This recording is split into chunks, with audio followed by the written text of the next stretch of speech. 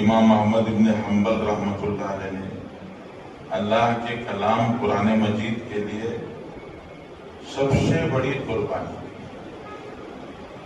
حضرت امام احمد ابن حنبل رحمۃ اللہ علیہ کے زمانے میں ایک نیا فتنہ چالو ہوا تھا، جس فتنے کو خلق قرآن کا فتنہ کہتے ہیں۔ یہ قرآن اللہ کی صفت ہے، جیسے میں بول رہا ہوں تو میرا بولنا یہ میرے اندر کی خوبی ہے،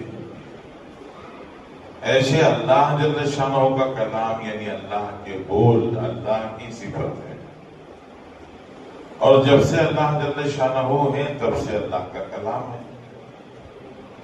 ایک اللہ کی مخلوق ہے، آسمان، زمین، سورج، چاند، ستارے، سیارے، یہ درخت، یہ پہاڑ، ہم انسان، جانور، یہ سب اللہ کی مخلوق ہے، اللہ نے ان کو پیدا کیا۔ قرآن اللہ کی مخلوق نہیں ہے، قرآن کو اللہ نے پیدا نہیں کیا، بلکہ قرآن اللہ کے اندر سے نکلی ہوئی چیز ہے۔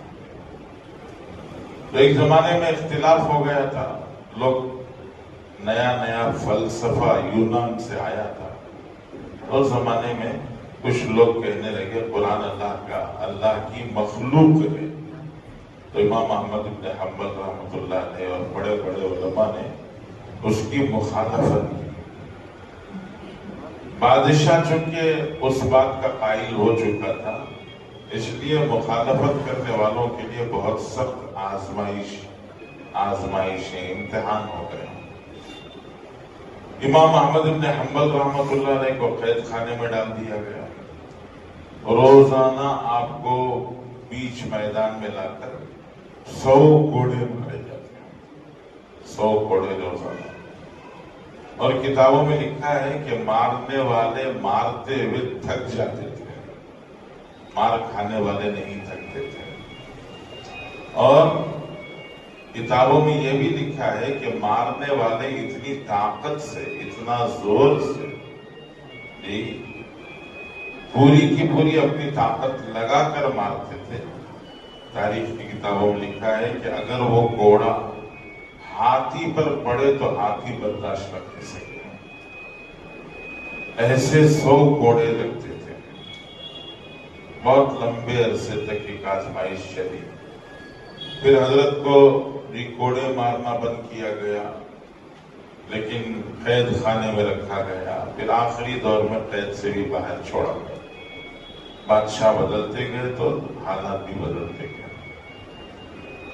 تو جب آزمائشوں میں حضرت امام احمد بن حنبل گزار کر باہر آئے تو ایک رات خواب دیکھا کہ خواب میں اللہ جل شانہ نظر آ رہے ہیں، اللہ کی زیارت ہو رہی ہے، اللہ تعالیٰ کا دیدار ہو رہا ہے۔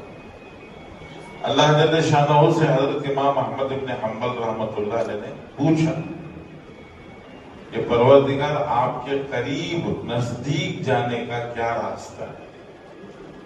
ہر آدمی چاہتا ہے اللہ کے قریب ہو جائے، جو اللہ کی شان کو، اللہ کے جلال و جبروت کو سمجھتے ہیں وہ سب اللہ کے نزدیک جانا چاہتے ہیں۔ جو پیسے کی طاقت کو سمجھتے ہیں وہ پیسے والوں کے قریب جانا چاہتے ہیں۔ عہدوں کی طاقت سمجھنے والے عہدوں کے پاس، عہدے والوں کے پاس جانا چاہتے ہیں۔ جو اللہ کو جانتے ہیں وہ اللہ کے پاس جانا چاہتے ہیں۔ لوگ ولی بننا چاہتے ہیں، ولی اللہ۔ تو حضرت امام احمد بن حنبل رحمۃ اللہ علیہ نے پوچھا کہ پروردگار آپ کے نزدیک آنے کے لیے کیا کریں؟ تو اللہ تعالیٰ نے بتایا کہ قرآن پڑھو، قرآن پڑھو گے تو اللہ کے نزدیک آ جاؤ گے۔